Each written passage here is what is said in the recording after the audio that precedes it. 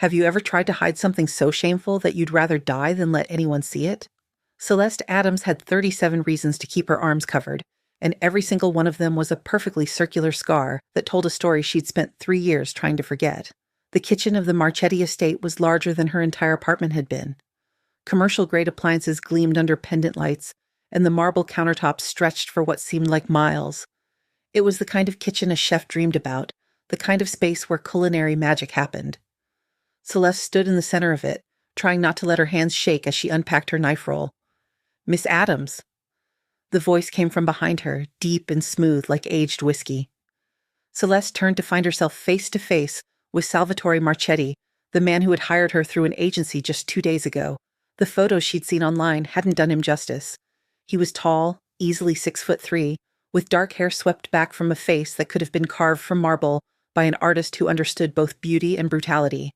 His eyes were the color of dark amber, sharp and assessing, taking in every detail of her appearance with an intensity that made her want to step back.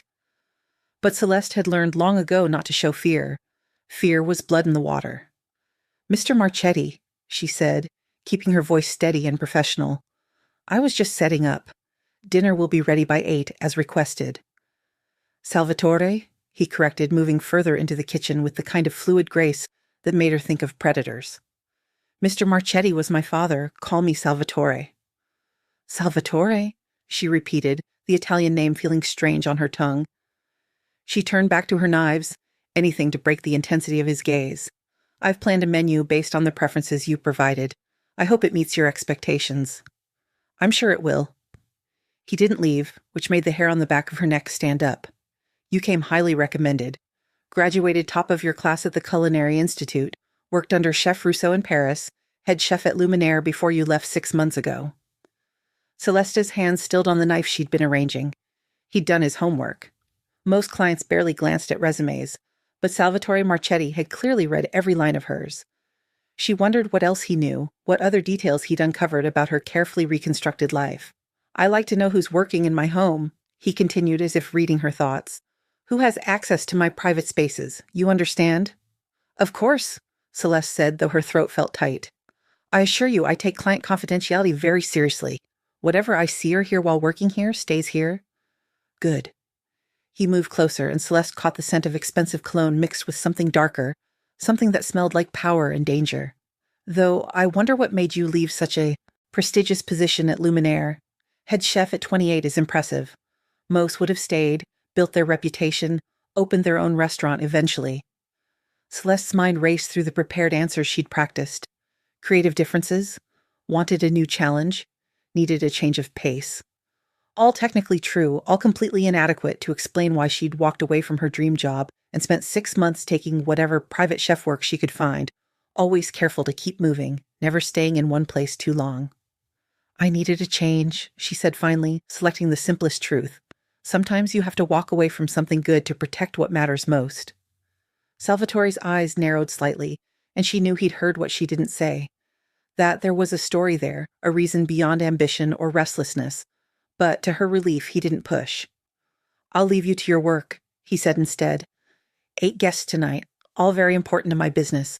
Impress them, and this position could become permanent if you're interested." "I'll do my best," Celeste promised. She watched him leave, his footsteps silent despite his size, and only when she was alone did she allow herself to breathe fully. She'd been working private chef jobs for 6 months, ever since she'd fled New York, ever since she'd finally gotten away from him. Most jobs lasted a week, maybe 2. She'd move on before anyone could get too close, before anyone could ask too many questions.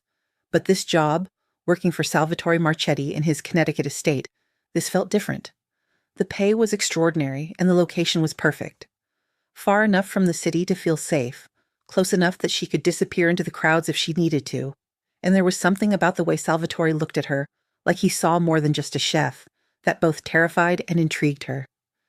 Celeste pushed the thoughts away and focused on what she did best. Cooking had always been her sanctuary, the one place where she had complete control. In the kitchen, she was powerful, capable, safe. She started with the appetizers, tiny works of art that would set the tone for the evening. Seared scallops with passion fruit beurre blanc, beef carpaccio with truffle aioli and microgreens, prosciutto-wrapped figs with gorgonzola and honey. Each dish was designed to impress, to show off technique and creativity, while remaining approachable enough for guests who might not appreciate overly complex flavors. The kitchen filled with the sounds and smells of serious cooking. Pans sizzled. Knives moved in steady rhythm against cutting boards. The commercial range hummed with heat. This was Celeste's element, where nothing could touch her, where she was in complete command. Except she'd forgotten one crucial detail. The kitchen got hot. By 6 o'clock, with 2 hours left before service, Celeste was sweating despite the air conditioning.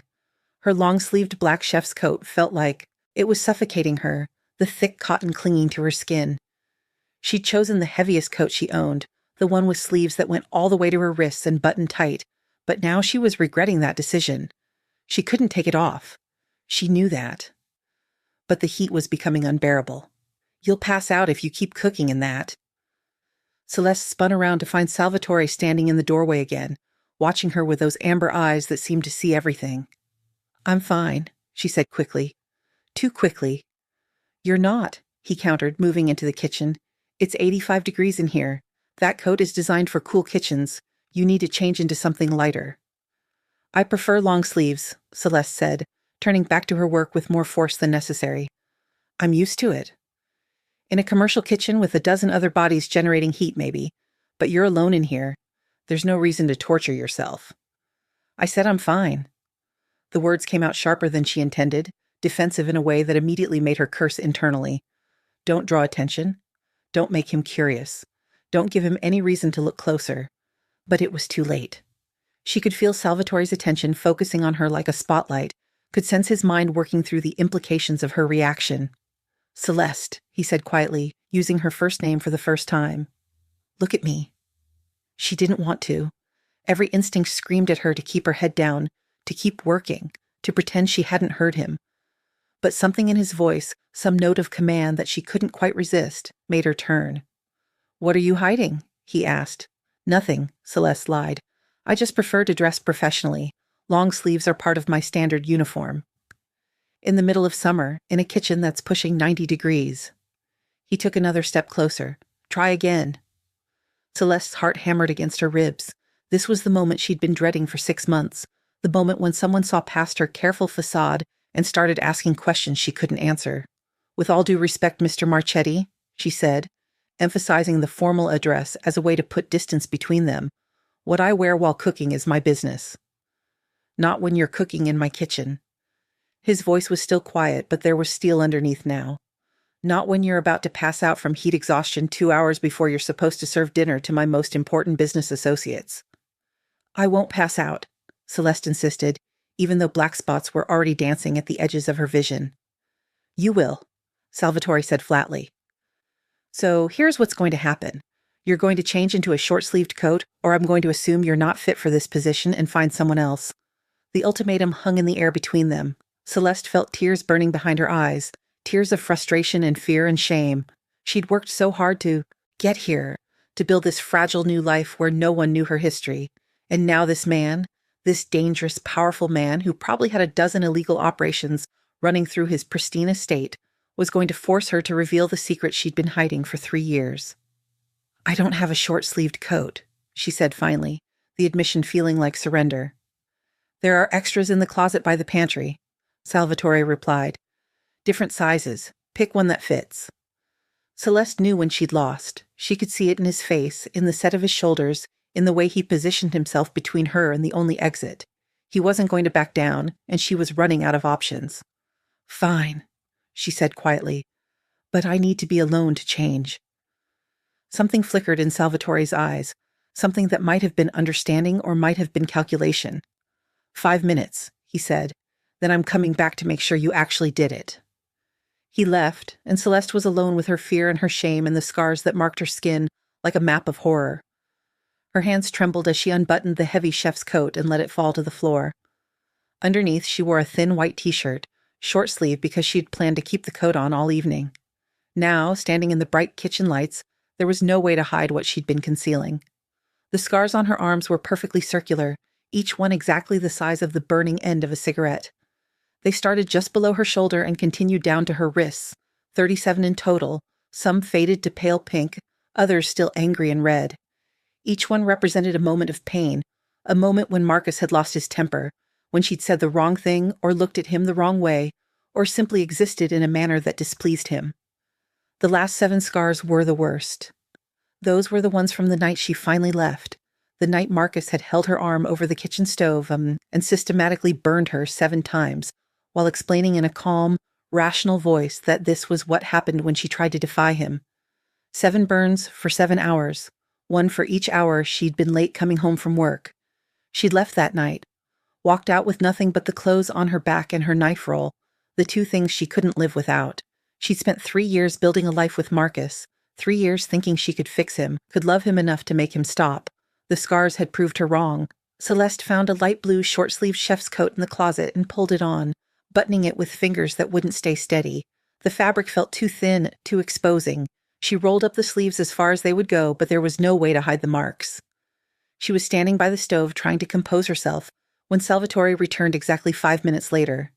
He walked in, opened his mouth to say something, and stopped cold. His eyes locked on her arms, on the constellation of circular scars that dotted her skin. Celeste watched his expression change, watched the casual concern transform into something harder, something that made the temperature in the kitchen drop 10 degrees despite the heat. "Tell me," Salvatore said, his voice so quiet it was almost a whisper, "that those are from cooking accidents." Celeste wanted to lie. The lie was right there, ready to use. Of course they're from cooking. Hot pans, careless moments, the hazards of working in professional kitchens for years. Anyone would believe it. People burn themselves cooking all the time. But looking into Salvatore's amber eyes, seeing the way his jaw had tightened and his hands had curled into fists at his sides, Celeste knew the lie wouldn't work. He'd already seen the truth written on her skin. "They're not from cooking," she said finally. "How many?" Salvatore asked. 37. "How long?" 3 years. "When was the last one?" 6 months ago, the night I left." Salvatore moved closer and Celeste fought the urge to step back. He reached out slowly, giving her time to pull away, and when she didn't, he took her right arm gently in his hand. His touch was warm, careful, completely at odds with the fury she could see building behind his eyes. "These are cigarette burns," he said, not a question but a statement of fact. "Yes.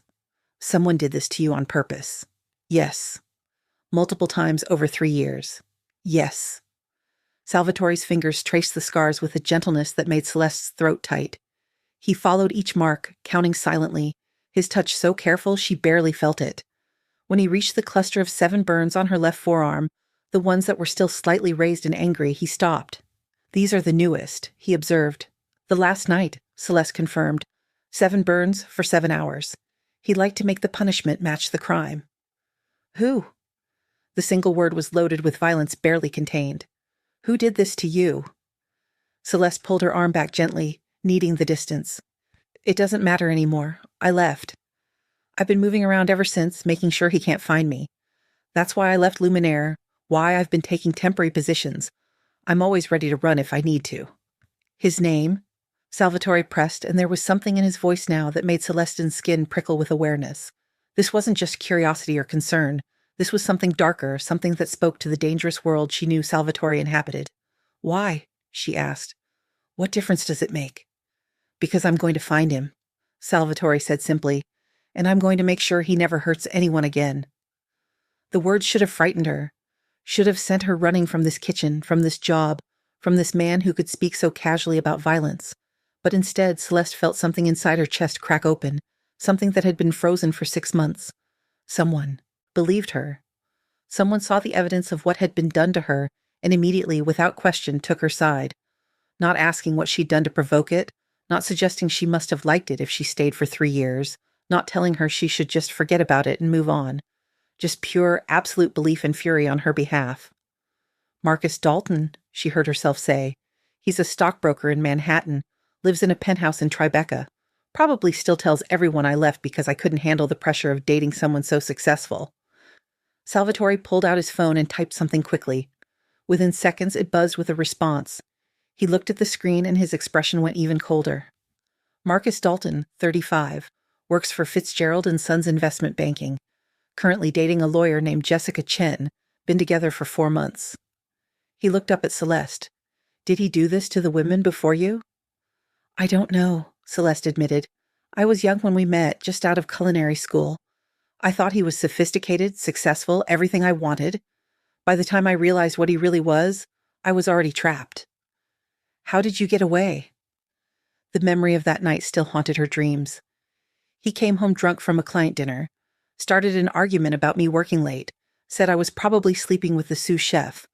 I denied it because it wasn't true, and that made him angrier. He grabbed my arm, held it over the stove burner, and started lighting cigarettes. One burn for each hour I'd been late. By the seventh one, I think something in me just broke. When he passed out on the couch, I packed my knife roll and left. Spent the night at a women's shelter, then took a bus to Boston.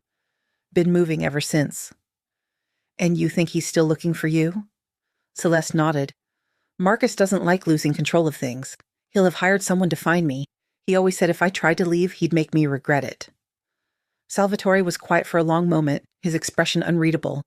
Then he looked at her with those amber eyes and said, He's not going to find you, and if he does, he'll wish he hadn't.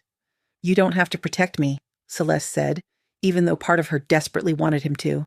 This isn't your problem. You work for me now, Salvatore replied. That makes you my responsibility. And men who hurt women? He paused, and something dark and dangerous crossed his face. Let's just say I have strong feelings about that.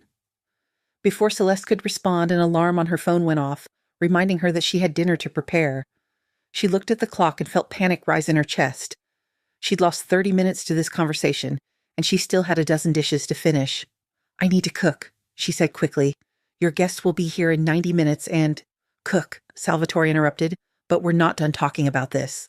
He left and Celeste forced herself to focus on the familiar rhythms of the kitchen. Dice, sauté, plate, repeat. Let the cooking center her, let the work calm the storm of emotions that threatened to overwhelm her. By 8 o'clock, she'd created a meal that would have impressed the most demanding food critic. Each course was perfect, each flavor balanced, each presentation elegant. As she sent out the dessert course, a deconstructed tiramisu with espresso foam and mascarpone mousse, she allowed herself to feel a moment of pride. She'd done it. She cooked a perfect meal while her world was falling apart around her. The kitchen was a disaster zone, and Celeste was elbow-deep in soapy water when Salvatore appeared again at 11:30. She heard him before she saw him, his footsteps quiet but not silent on the tile floor. The meal was extraordinary, he said. My guests haven't stopped talking about it. Thank you, Celeste replied, not turning from the dishes. Somehow it was easier to have this conversation while her back was to him. They want to know if you're available for private events, birthday parties, anniversaries, that sort of thing. I told them I'd have to ask you. I'm not planning on staying in one place for long, Celeste said carefully. I usually move on after a few weeks. Why? She scrubbed at a stubborn spot on a sauté pan. Because that's safer. Safer than what? Than staying still long enough for Marcus to find me. Salvatore moved closer, and Celeste felt the heat of his presence behind her. I told you, he's not going to find you here. You can't promise that, Celeste said, finally turning to face him. You don't know Marcus. He's obsessive, controlling. He'll have private investigators, contacts, money to throw at the problem. He won't stop until he finds me. Then let him come, Salvatore said quietly. Let him try. There was something in his voice that made Celeste really look at him. She'd known from the beginning that Salvatore Marchetti was dangerous, that the legitimate business front of his estate barely concealed the darker operations that funded it.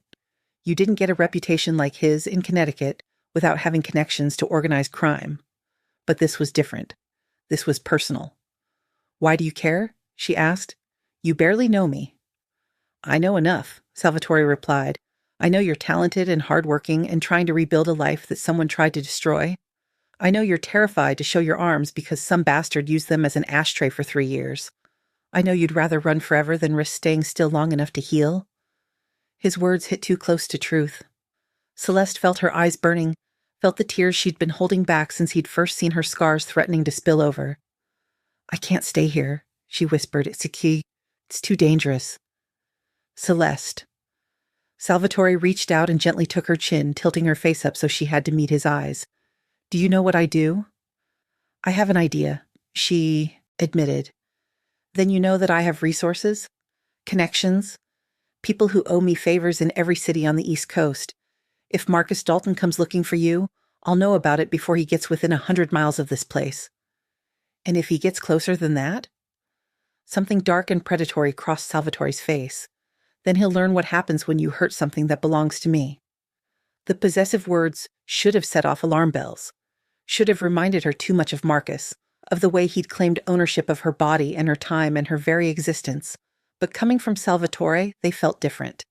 Not like he was claiming her as property, but like he was offering protection, offering to stand between her and the monsters in her past. I don't belong to you, Celeste said, but her voice lacked conviction. Not yet, Salvatore agreed. But you work for me and I take care of what's mine. That includes my chef, especially one as talented as you.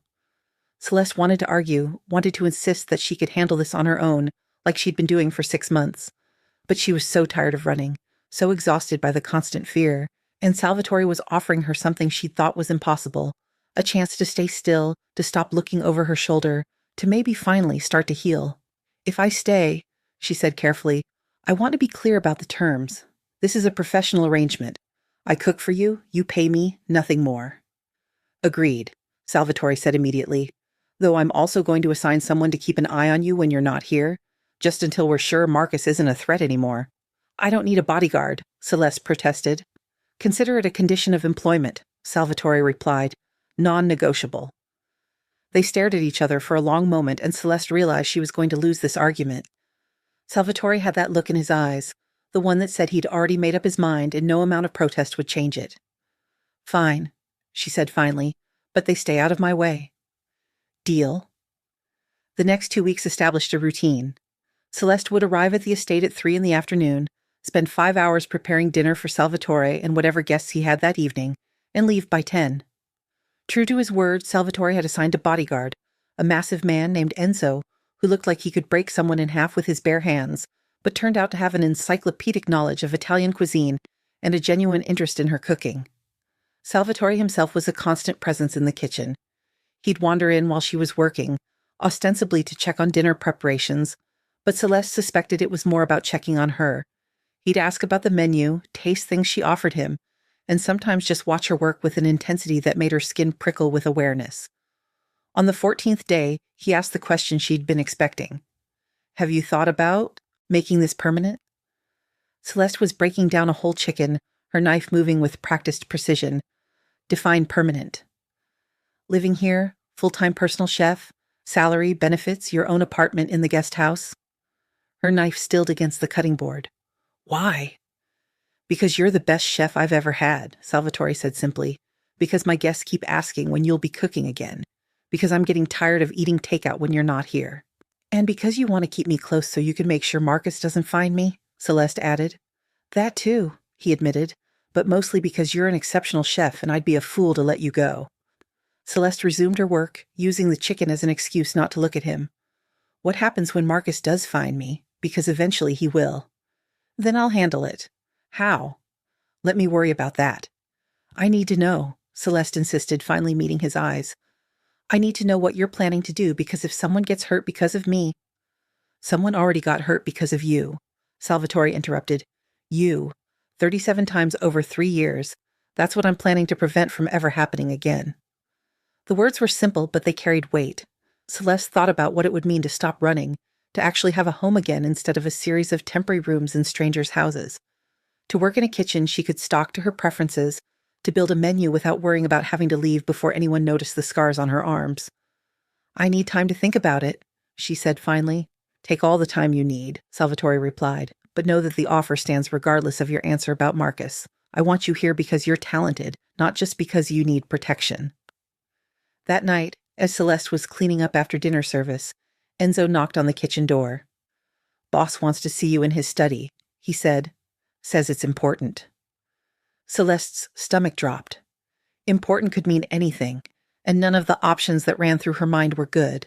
She followed Enzo through the house to a room she'd never entered before, a dark wood-paneled study that smelled like leather and expensive whiskey.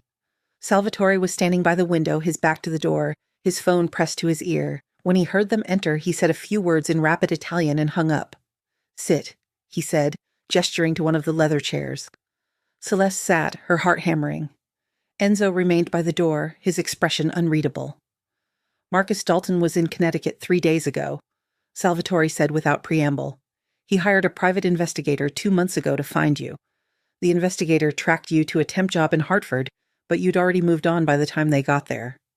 Celeste felt the blood drain from her face. How do you know this? I have people who keep track of things, Salvatore said vaguely. What matters is that he's getting closer. The investigator has narrowed it down to the greater Hartford area, and he's working through a list of private chef agencies. I need to leave, Celeste said immediately, already standing. Tonight. If he finds out I'm here... Celeste. Salvatore's voice was sharp enough to cut through her panic. Sit down. She sat, but every muscle in her body was tensed for flight.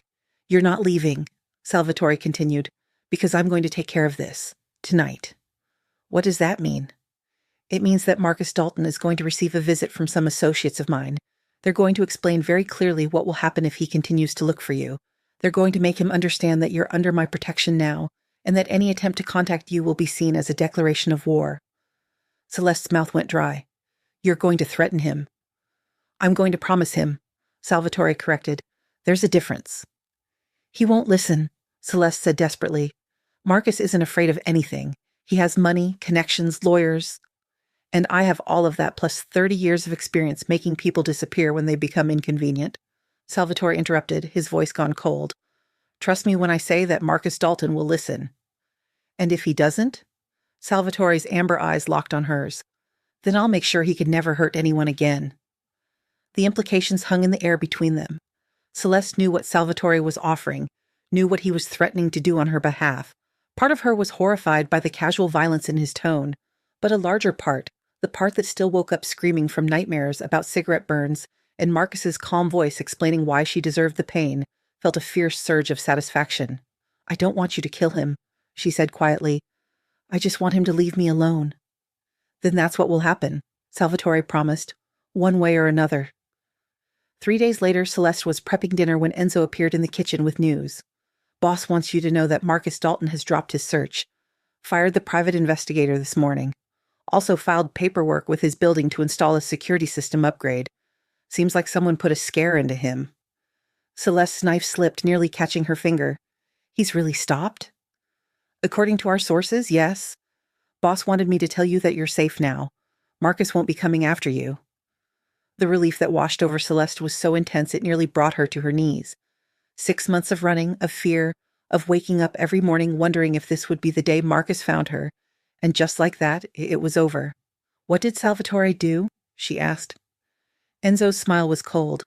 Boss doesn't share those details with me, but I can tell you that Marcus Dalton was very cooperative once he understood the situation. That evening, Salvatore appeared in the kitchen earlier than usual. Celeste was working on a complicated reduction sauce that required constant attention, but she looked up when she felt his presence. It's done, he said simply. Marcus knows that you're under my protection. He knows what will happen if he ever tries to contact you again. He's also been strongly encouraged to seek therapy for his anger issues, though I can't guarantee he'll actually follow through on that. What did you say to him? Celeste asked. I didn't say anything, Salvatore replied. I sent people who are very good at making certain points clear. Let's just say that Marcus now understands that there are consequences for his actions that his lawyers and money can't protect him from. Celeste turned off the burner and set down her spoon, needing to give this moment her full attention.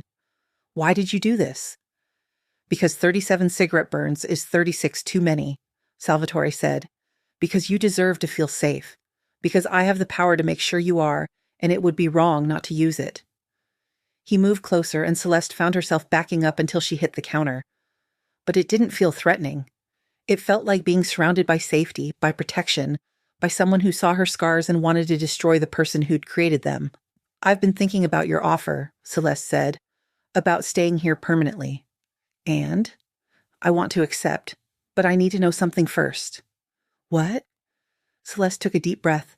Is this just about keeping me safe? Or is there something else going on here? Salvatore smiled, the expression transforming his usually serious face into something warm and genuine. Do you really need to ask? Yes, Celeste said, because I've spent 3 years in a relationship where I never knew what was real and what was manipulation. I need clarity. I need honesty. Honest, Salvatore repeated. All right. The truth is that I was attracted to you from the moment you walked into this kitchen. The truth is that watching you cook is one of the most compelling things I've ever seen. The truth is that when I saw those scars on your arms, something inside me demanded that I protect you, that I find whoever hurt you and make them pay. He reached out and gently took her scarred arm, the same way he had 2 weeks ago, but this time, instead of just examining the marks, he raised her arm to his lips and kissed each scar one by one. The gesture was so tender, so careful, that Celeste felt tears burning in her eyes. These are not marks of shame, Salvatore murmured against her skin. These are proof that you survived, that you were strong enough to leave, brave enough to start over, fierce enough to keep going even when you were terrified. Anyone who sees these should know they're looking at a warrior. Salvatore, Celeste whispered, his name catching in her throat. Stay, he said, looking up at her with those amber eyes that had seen so much darkness but still held warmth for her. Not because you're running from something, but because you're choosing to stay. Choose me. Choose this. Choose to stop hiding and start healing. Celeste thought about the last 6 months, about the exhaustion of constant movement, about the fear that had become her constant companion. She thought about how it felt to stand in this kitchen, to create meals that made people happy, to work with ingredients she'd selected herself in a space that was becoming familiar and comfortable. And she thought about Salvatore, this dangerous, powerful man who'd taken one look at her scars and declared war on the person who'd created them, who'd made her feel safe for the first time in 3 years, who kissed her wounds like they were precious instead of shameful. I'll stay, she said, but we take this slow. I need time to trust again, to believe that someone can care about me without trying to control me. We'll go as slow as you need, Salvatore promised. I'm not going anywhere. He kissed her then, soft and gentle, nothing like the brutal claiming she'd grown used to with Marcus. This was a kiss that asked instead of demanded, that offered instead of took. Celeste felt something inside her chest uncurl, something that had been tight and painful for so long, she'd forgotten what it felt like to breathe freely. When they finally pulled apart, Salvatore smiled at her. Now, I believe you have dinner to finish preparing. My guests are arriving in an hour and they're expecting another masterpiece. Celeste laughed, the sound feeling strange and wonderful in her mouth. Go away and let me cook. You're distracting. That's the idea, Salvatore replied, but he left, and Celeste turned back to her stove with a lightness in her chest she hadn't felt in years. The next 6 months transformed everything. Celeste moved into the guest house, a small but perfect space that she could make her own. She started building a real menu for the estate, seasonal dishes that showed off local ingredients and her own evolving style. Salvatore's dinner parties became legendary in Connecticut social circles, with people begging for invitations just to taste what his chef was creating. But more than that, Celeste started to heal. The fear that had been her constant companion began to fade, replaced by a growing sense of security. She still had bad days, moments when a sudden movement or raised voice would send her spiraling back to those 3 years with Marcus. But Salvatore was patient, learning her triggers, giving her space when she needed it and support when she asked for it. And slowly, carefully, their relationship deepened. What started as professional respect became friendship, which evolved into something more intimate. Salvatore courted her the way she had always imagined romance should be, bringing her fresh ingredients from farmers markets, listening to her talk about flavor profiles and cooking techniques with genuine interest, supporting her dreams of maybe, someday, opening her own restaurant.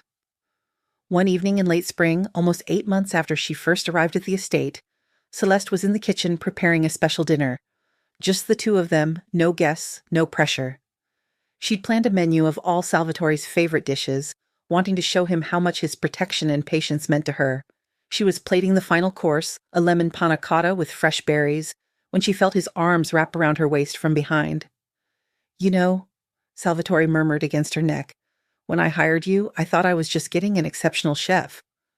And? Celeste leaned back against him, comfortable with his touch in a way she'd never thought she'd be comfortable with anyone again. And I got so much more. I got someone who makes this house feel like a home. Someone who laughs at my terrible jokes and tells me when I'm being unreasonable. Someone who's teaching me that not all power has to be wielded with force. Celeste turned in his arms so she could see his face. You taught me that I could stop running, that I could trust again, that scars don't have to define us.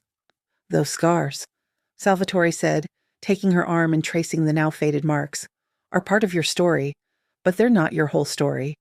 You're so much more than what was done to you." "I'm starting to believe that," Celeste admitted. "Finally." They stood like that for a long moment, wrapped in each other's arms, while the dinner she'd prepared waited on the counter. The kitchen that had once been just a workspace had become a place of healing, of growth, of transformation. The scars on Celeste's arms would never completely disappear, but they no longer felt like marks of shame. They were proof of survival, evidence of strength, reminders of how far she'd come. And when Salvatore finally released her so they could eat the meal she'd prepared, Celeste realized that she was no longer afraid. The fear that had driven her for 6 months, that had controlled her for 3 years before that, had finally, blessedly, let her go. She'd found something better than safety in Salvatore's protection. She'd found freedom. 6 more months passed in a blur of happiness that Celeste had never imagined possible. The estate had become home in every sense of the word. She knew every quirk of the kitchen, had memorized which burner ran slightly hot, which oven had the best temperature consistency, where the morning light came through the windows at exactly the right angle to illuminate her prep station. She knew Salvatore's preferences by heart now, knew he liked his espresso at 7 in the morning, that he was more talkative after dinner than before, that he had a weakness for her chocolate torte, that he tried to hide behind a stern expression. The guest house had transformed from a temporary shelter into a real home. Celeste had painted the walls in warm colors, hung art she'd collected from local galleries, filled the shelves with cookbooks and novels. She'd planted herbs in pots outside the door, tomatoes in a small garden plot, flowers that attracted butterflies and hummingbirds. Every morning, she'd wake up to sunlight streaming through curtains she'd chosen herself, in a bed where she'd never once woken up screaming, in a space that was entirely peacefully hers. The physical changes were obvious, measurable, but the internal transformations ran deeper. Celeste had stopped flinching at sudden movements, a process that had taken months of patient repetition. Salvatore had learned to announce his presence before entering a room, to keep his hands visible and movement slow, to never raise his voice even when he was frustrated.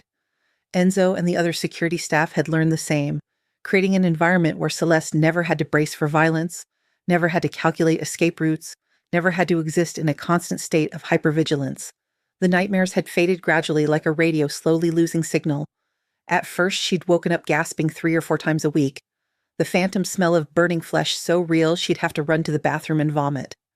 Marcus's voice would echo in her dreams, calm and rational as he explained why she deserved the pain, why this was her fault, why she'd never be good enough to deserve anything better. But Salvatore was always there, not hovering, not suffocating, but available. Some nights, when the dreams were particularly bad, Celeste would text him at 3 in the morning, unable to fall back asleep. He'd appear at her door within minutes with warm milk and honey, the Italian remedy his grandmother had used for restless nights, and he'd sit with her in comfortable silence until the terror subsided and she could breathe normally again.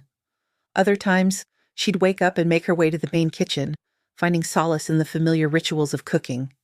She'd knead bread dough, the repetitive motion calming her racing heart, or she'd prep ingredients for the next day's meals, losing herself in the meditative work of chopping vegetables, the steady rhythm of knife against cutting board, drowning out the echoes of Marcus's voice in her head. Salvatore never questioned these midnight cooking sessions. He'd simply find whatever she'd made in the morning, her anxiety transformed into focaccia or croissants or perfectly caramelized onions, and he'd eat it with visible appreciation. Making his favorite dishes became Celeste's way of saying thank you when words felt inadequate, her way of expressing the gratitude she felt for his patience, his protection, his unwavering belief in her recovery. She'd also started therapy at Salvatore's gentle suggestion.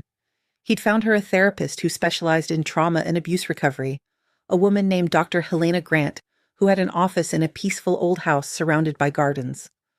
The first session had been terrifying, sitting in that comfortable chair and trying to put into words the horrors of the past 3 years. But Dr. Grant had been patient, understanding, and completely unshakable in her belief that Celeste could heal. The therapy sessions became a weekly ritual, a safe space where Celeste could unpack the complicated emotions that came with survival. The guilt about not leaving Marcus sooner, the shame about believing his lies for so long, the anger that she'd lost 3 years of her life to fear, the grief for the person she'd been before Marcus, the naive, optimistic young chef who'd thought she could handle anything. Dr. Grant helped her understand that she hadn't been weak for staying with Marcus.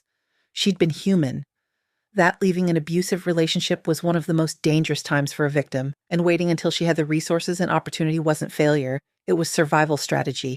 That the scars on her arms weren't marks of shame, but evidence of endurance, proof that she'd survived something that could have killed her.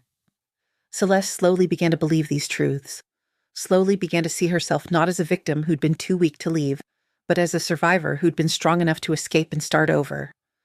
The shift in perspective was gradual, like watching dawn break, so slow you couldn't see it happening until suddenly the world was filled with light. Through all of this, Salvatore was a constant presence. Not overwhelming, not controlling, but simply there. He attended every one of her therapy sessions that she wanted him at, sitting in the waiting room with a book or his phone, never asking what she discussed, but always available if she wanted to talk about it afterward. He celebrated her victories, the first week without nightmares, the first time she wore a short-sleeved shirt in public, the first time she told someone about Marcus without crying. Their relationship evolved slowly, carefully, with the kind of patience that only comes from truly understanding trauma. Salvatore never pushed, never demanded, never made Celeste feel like she owed him anything for his protection. He'd kiss her goodnight at her door and leave without expecting to be invited in. He'd hold her hand while they walked through the gardens, but never moved to hold more unless she indicated she wanted that. He treated her autonomy as sacred, her boundaries as inviolable, her recovery as the priority over any desires of his own. It was this respect, this absolute refusal to make her recovery about him, that made Celeste fall deeper in love with him every day. Marcus had framed everything in terms of what she owed him, how her actions affected him, why she needed to change to make him happy. Salvatore did the opposite. He changed himself to make her comfortable. He adjusted his schedule to accommodate her therapy appointments. He learned about trauma responses so he could better support her healing. He made her recovery his priority because he loved her, not because he wanted something from her. The estate staff noticed the change in her, too. Maria, the housekeeper who'd been with the Marchetti family for 30 years, started bringing Celeste cuttings from her garden, saying they reminded her of her own daughter who'd left home years ago. Enzo, the stern bodyguard who'd initially terrified Celeste with his size and scars, turned out to have a daughter Celeste's age and would show her photos on his phone while she cooked, asking for advice about what to make for family dinners. The other security staff, men who Celeste had initially viewed as reminders of the violence in Salvatore's world, revealed themselves to be complex individuals with families and hobbies, and surprising depths. Tony, the driver, had a degree in art history and would discuss color theory with Celeste when he drove her to farmers' markets for ingredients. Alessandro, who managed the security systems, was learning to bake and would shyly ask Celeste for tips on perfecting his sourdough starter. These relationships, casual and comfortable, helped Celeste understand that Salvatore's world wasn't just about violence and danger. It was about loyalty, family, people who took care of each other because that's what you did when you belonged to something bigger than yourself. The Mafia structure that had seemed so frightening from the outside revealed itself to be surprisingly similar to the kitchen brigades she'd worked in, hierarchical but also collaborative, demanding but also protective of its members. Celeste also started reconnecting with her own past in carefully controlled ways. She'd cut off contact with everyone she knew during her relationship with Marcus, partly because he demanded it, and partly because she'd been too ashamed to let anyone see what her life had become. Now, with Salvatore's security team, quietly ensuring Marcus couldn't find her through these connections, she reached out to old friends from culinary school. The conversations were emotional, difficult, cathartic. Her former roommate Jessica cried on the phone for 20 minutes when Celeste finally told her the truth about why she'd disappeared. Her mentor from the Culinary Institute, Chef Rousseau, invited her to visit the school and speak to current students about resilience and finding your path, even when everything goes wrong. Her best friend from Paris, Amélie, flew to Connecticut for a weekend visit and spent 2 days cooking with Celeste in the estate kitchen, their old rhythms returning as naturally as breathing. These reconnections reminded Celeste of who she'd been before Marcus, helped her reclaim parts of herself she'd thought were lost forever. Her sense of humor, sharp and quick, emerged from years of forced silence. Her confidence in her cooking abilities, undermined by Marcus's constant criticism, rebuilt itself through the praise of people who genuinely appreciated her talent.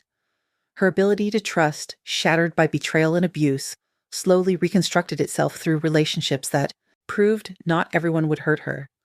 She'd also started living instead of just surviving, a distinction that seemed subtle but changed everything.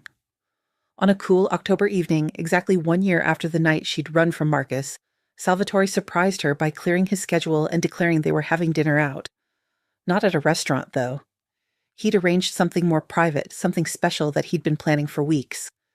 He drove them to a seaside property, a beautiful old Victorian house perched on a cliff overlooking Long Island Sound. The sunset painted the water in shades of gold and crimson and deep purple, colors that reminded Celeste of the best summer produce, of heirloom tomatoes and stone fruit at peak ripeness. A table for two had been set up on the terrace, complete with candles and hurricane glasses to protect them from the ocean breeze, wine from Salvatore's personal collection, and a view that took Celeste's breath away. The house itself was stunning, all weathered shingles and white trim, with large windows that caught the last of the day's light and threw it back in shimmering reflections. The gardens, though autumn bare, showed evidence of careful tending, raised beds that would be perfect for growing herbs and vegetables come spring, established fruit trees that promised harvests in summer. "What is this place?" Celeste asked as Salvatore helped her out of the car, his hand warm and steady in hers. "It's yours," he said simply, watching her face carefully. "If you want it?" Celeste's breath caught in her throat, the words not quite making sense. "What?" "I bought it 3 months ago," Salvatore explained, leading her toward the house with an excitement she rarely saw in him, like a child eager to share a secret. "Come inside. Let me show you." The interior was even more beautiful than the exterior, all hardwood floors and exposed beams and fireplaces in nearly every room. But it was the kitchen that made Celeste's heart skip beats. It was enormous, commercial grade, but designed with an aesthetic sensibility that most professional kitchens lacked. Copper pots hung from a ceiling rack. A wolf range with 8 burners dominated one wall. Marble countertops stretched for miles. Walk-in coolers, a separate prep kitchen, windows that overlooked the ocean. Everything a serious chef could want, everything Celeste had dreamed about during those long hours working in cramped restaurant kitchens. "Salvatore," she breathed, running her hands over the cool marble, testing the water pressure at the deep farmer's sink, opening cabinets to find them already stocked with professional-grade equipment. "This is incredible. This is just the kitchen," he said, clearly pleased by her reaction. "There's more." He showed her the dining room, intimate space for maybe 40 guests maximum, with a fireplace and those incredible ocean views. The wine cellar, temperature-controlled and already partially stocked. The private dining room upstairs for special occasions. The apartment on the 3rd floor, a perfect space for a chef to live on site if they wanted to, with its own kitchen and bathroom and bedroom with windows that face the sunrise. It has a commercial-grade kitchen, enough space to host private dining events, a separate apartment if you wanted to live on site, Salvatore said, his voice carefully neutral, as if he wasn't offering her the moon and stars wrapped in a bow. "I thought it could be your restaurant. The one you've been dreaming about since culinary school. The one you had to abandon when you left New York." Tears blurred Celeste's vision as she looked around this impossible space, at this gift that represented not just money but understanding, not just support but belief in her dreams. "Salvatore, I can't accept this. It's too much. It must have cost." "You can," he interrupted gently, taking her hands in his. "And before you start calculating costs and trying to figure out how to pay me back, understand that this isn't a loan. It's an investment. I'm investing in your talent, your vision, your dream. I'm investing in you." "But why?" Celeste whispered, the tears finally spilling over. "Why would you do this for me?" Salvatore reached up and gently wiped her tears away with his thumbs, his touch careful and reverent. "Because you've spent the last year creating masterpieces in my kitchen, cooking for my guests, making my house feel like a home. It's time you had your own space to create in. Time you stopped working for me and started working for yourself. Time your talent was shared with the world instead of hidden away on my private estate." "I don't know what to say." Celeste's voice broke on the last word. "Say you'll take it. Say you'll turn it into something amazing. Say you'll let me invest in your dream because watching you cook is one of my greatest pleasures, and I want the world to experience what I've been privileged to taste for the past year." Celeste looked around the kitchen again, imagining it filled with the sounds and smells of service, with staff she'd train herself, with guests who'd come from miles around to experience her food. She'd dreamed of opening her own restaurant since she was 16, working as a prep cook in a neighborhood bistro and watching the chef transform simple ingredients into art. That dream had sustained her through culinary school, through the brutal hours in professional kitchens, through the years in Paris learning classical technique. Then Marcus had stolen that dream. He'd undermined her confidence, criticized her cooking, made her believe she wasn't good enough, would never be good enough, that she should be grateful he tolerated her amateur efforts at all. By the time she left him, she convinced herself that opening her own restaurant was an impossible fantasy, something she'd never be good enough to achieve. But standing in this kitchen, with Salvatore watching her with those amber eyes full of belief and support, Celeste felt that old dream stirring back to life. Not the naive dream of her youth, but something more mature, more grounded, more real. She knew what it took to run a successful restaurant. She'd worked in enough of them to understand the brutal hours, the financial pressures, the endless challenges, but she also knew she had the skills, the training, the talent to make it work, and now, impossibly, she had the space and the support to try. "I'll take it," she said finally, the words feeling like both a promise and a prayer. "I'll take it, and I'll make you proud, and I'll create something beautiful here." "You already make me proud," Salvatore said softly. "Every single day." He turned her to face him, his hands framing her face, with a gentleness that still surprised her sometimes, coming from a man who could be so cold and dangerous in other contexts. "This isn't just about the restaurant, Celeste. This is about you reclaiming everything Marcus tried to take from you. Your confidence, your dreams, your future. He tried to make you small, tried to convince you that you were nothing without him. I want you to prove him wrong in the most spectacular way possible." "By opening a successful restaurant?" Celeste asked, a smile breaking through her tears. "By showing the world the talent he tried to hide? By creating art on plates the way you were always meant to?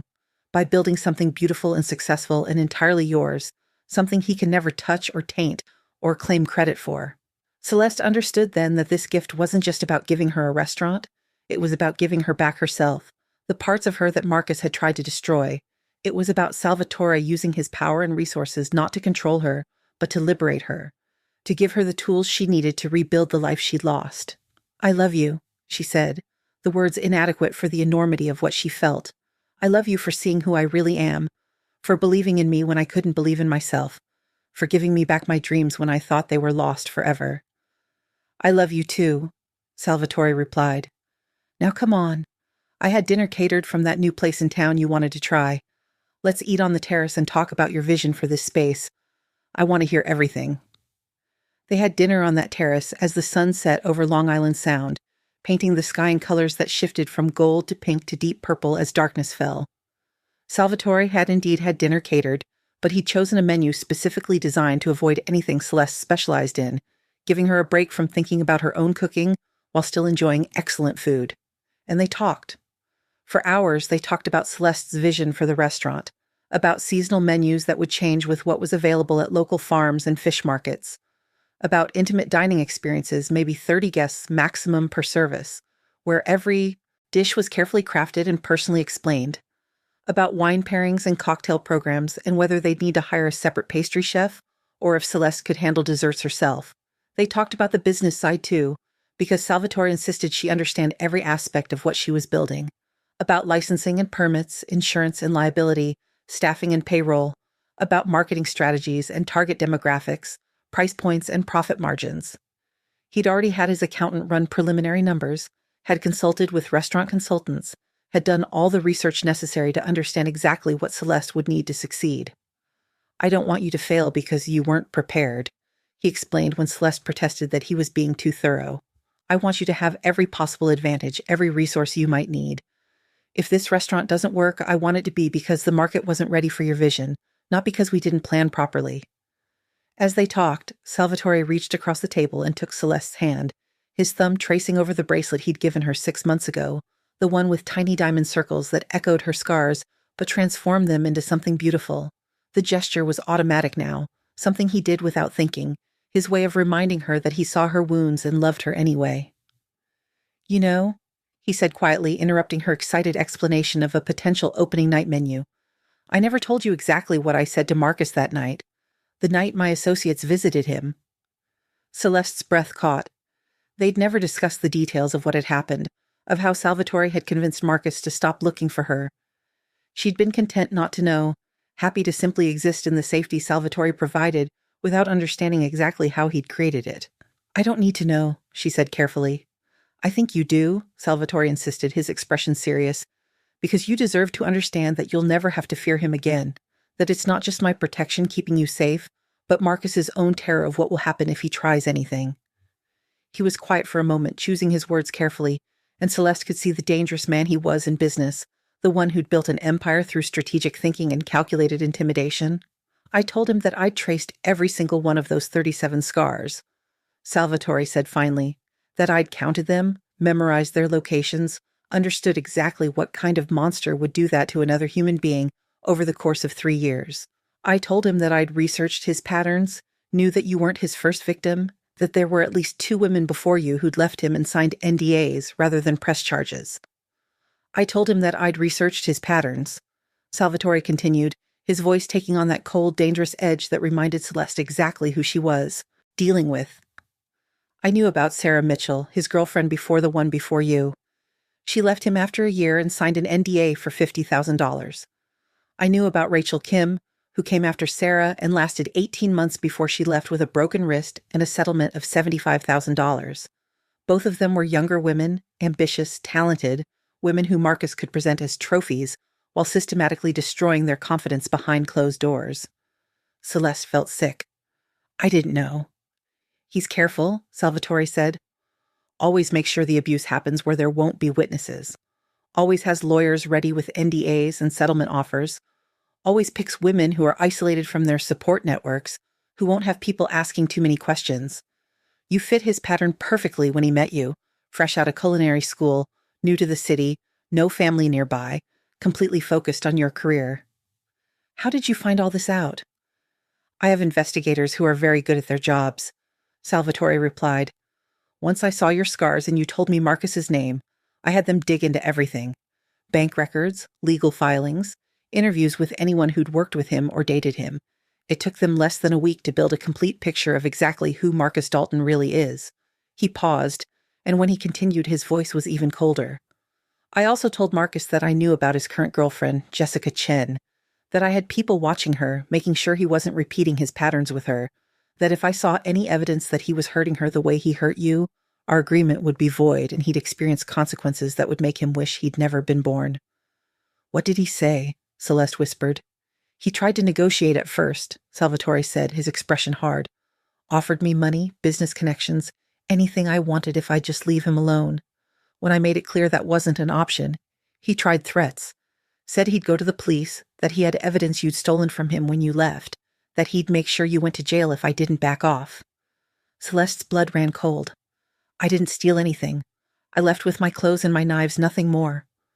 I know, Salvatore said, which is why I had my people very explicitly explain to Marcus what would happen if he tried that route, how quickly evidence can disappear, how unreliable witness testimony becomes when the right people apply pressure, how his reputation, his career, his entire life could crumble if certain details about his past relationships became public knowledge. You blackmailed him, Celeste said, not sure how she felt about that. I gave him a choice, Salvatore corrected. Leave you alone, get help for his issues, never hurt anyone else again, and his secrets stay secret. Keep being the monster he's been for the past decade, and I make sure everyone knows exactly who Marcus Dalton really is. His firm, his clients, his family, the press, everyone. And he chose to stop?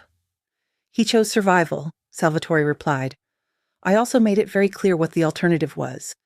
That if legal and financial consequences weren't enough to deter him, I had other methods available. Methods that would ensure he never hurt anyone again, though he might find everyday activities rather difficult afterward. The implications were clear, and Celeste felt that same conflicted mix of horror and satisfaction she'd felt when Salvatore first told her he'd handled Marcus. Part of her wanted to be disturbed by this casual discussion of violence, by the way Salvatore could speak so calmly about threatening someone. But a larger part of her, the part that still woke up sometimes with phantom burns on her arms, felt profound relief that Marcus had finally faced consequences for his actions. I'm not going to apologize for protecting you, Salvatore said, reading her expression. I'm not going to pretend I feel bad about scaring a man who spent 3 years torturing the woman I love. Marcus Dalton is a predator, and predators only understand power.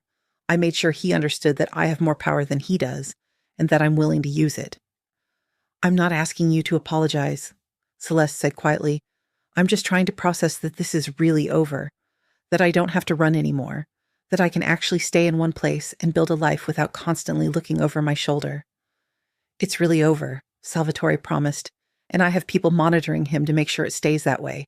If he so much as Googles your name, I'll know about it. They sat in silence for a while, watching the waves crash against the rocks below, the sound rhythmic and soothing. Celeste thought about the woman she'd been a year ago, running through rain-soaked streets with nothing but her knife roll and her fear. She thought about the woman she was now, sitting on a terrace overlooking the ocean, discussing plans for her own restaurant with a man who loved her enough to declare war on her behalf. The transformation felt impossible, miraculous, like something that happened in fairy tales rather than real life. But it was real.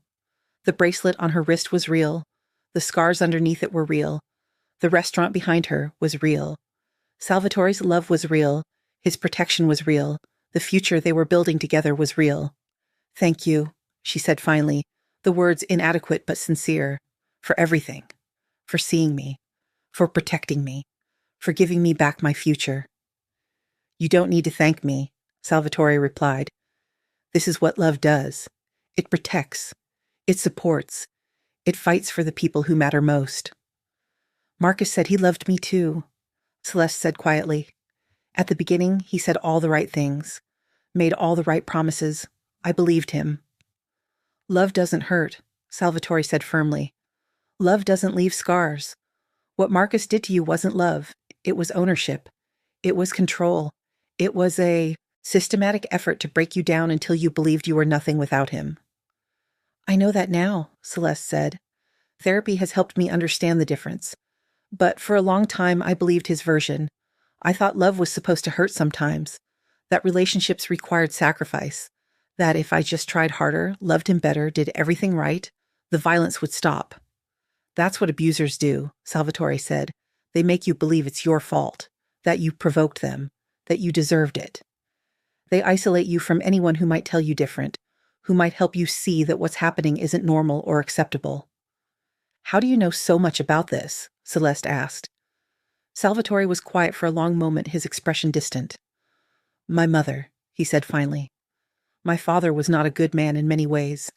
He built an empire through violence and intimidation, but he never, ever raised his hand to my mother. When I was 16, one of his associates did. Hit his wife in front of my father during a business dinner.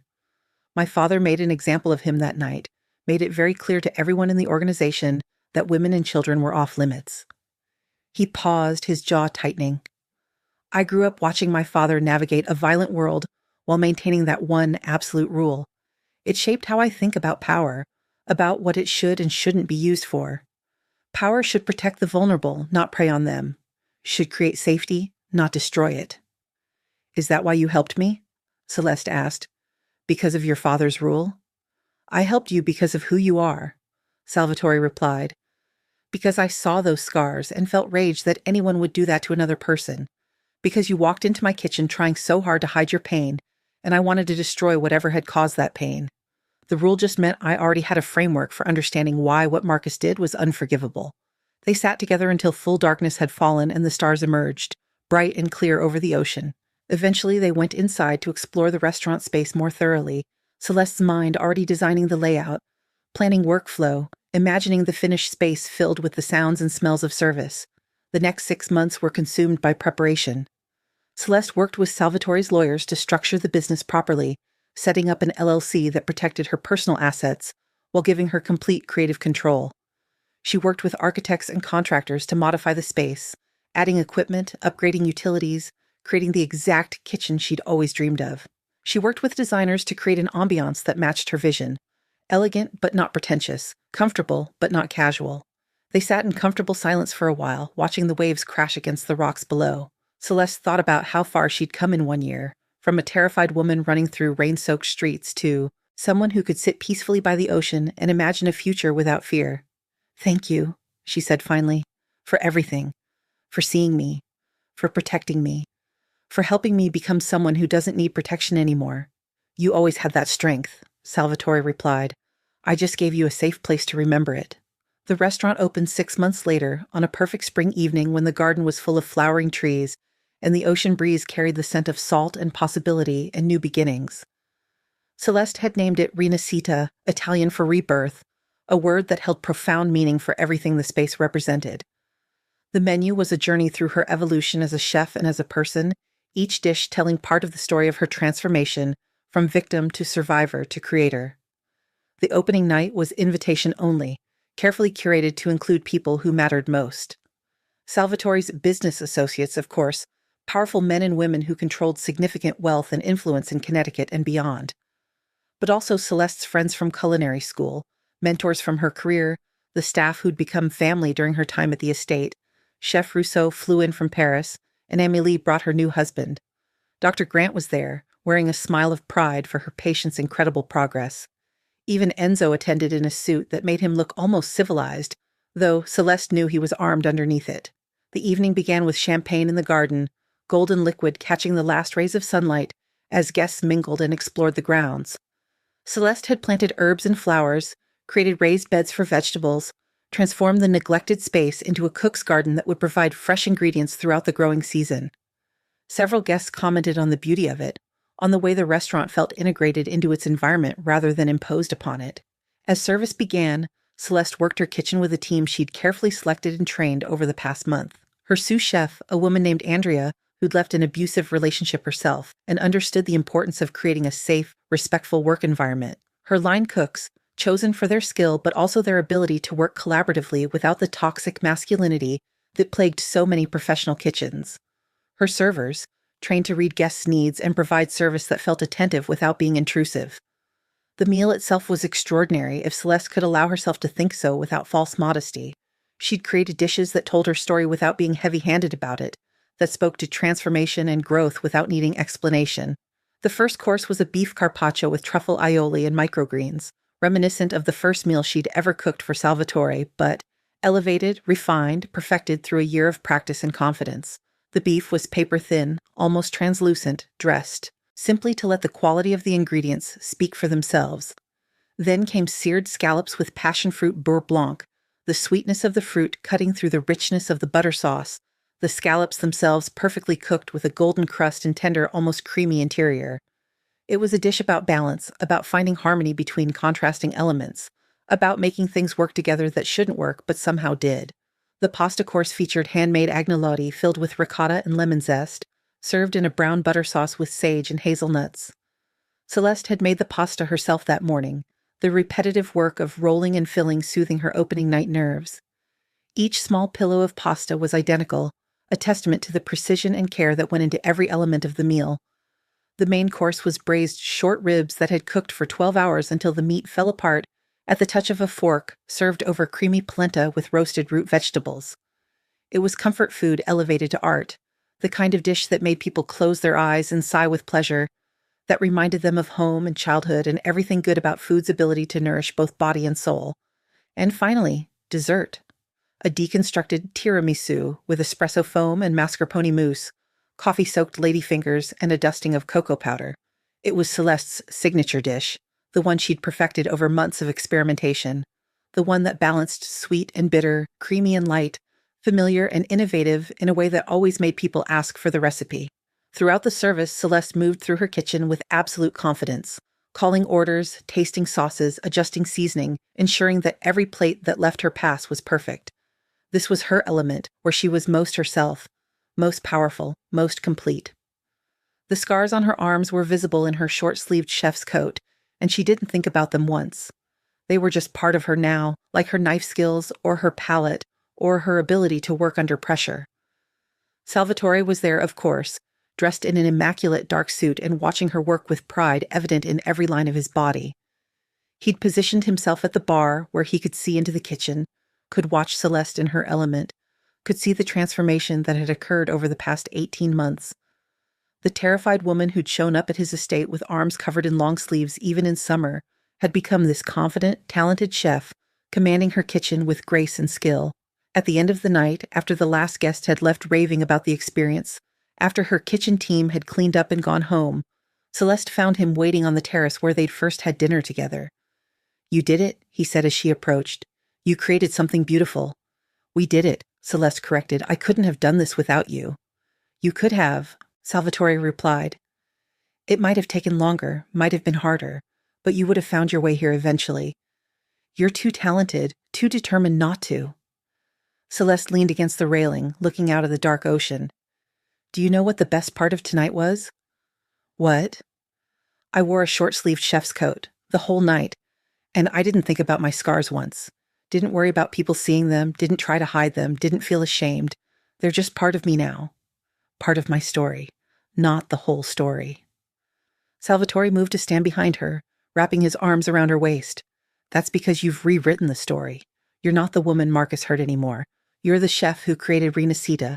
You're the woman who survived and thrived and built something beautiful from the ashes of what was destroyed.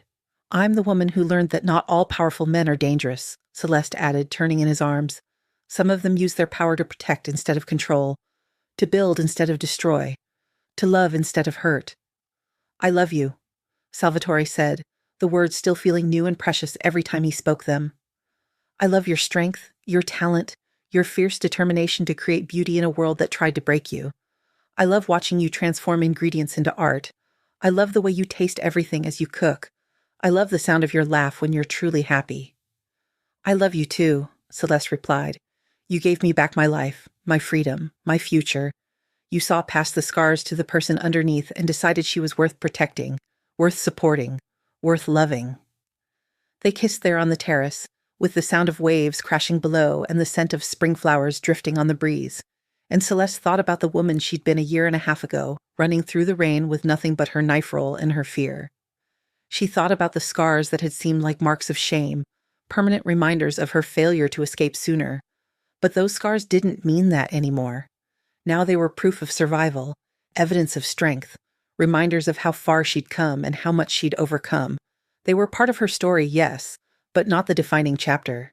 That chapter was still being written, in ingredients and flavors, in sunset dinners and quiet mornings, in the safety of Salvatore's arms and the freedom of her own kitchen.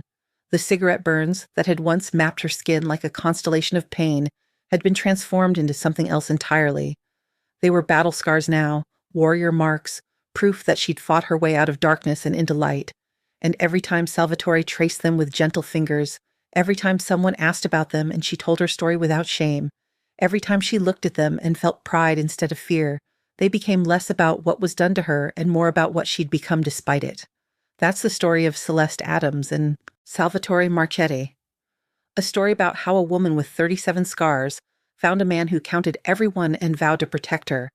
About how running from danger led her to the safest place she'd ever known. About how the most dangerous man in Connecticut turned out to be exactly the hero she needed. Their story reminds us that healing isn't about erasing the past or pretending our scars don't exist.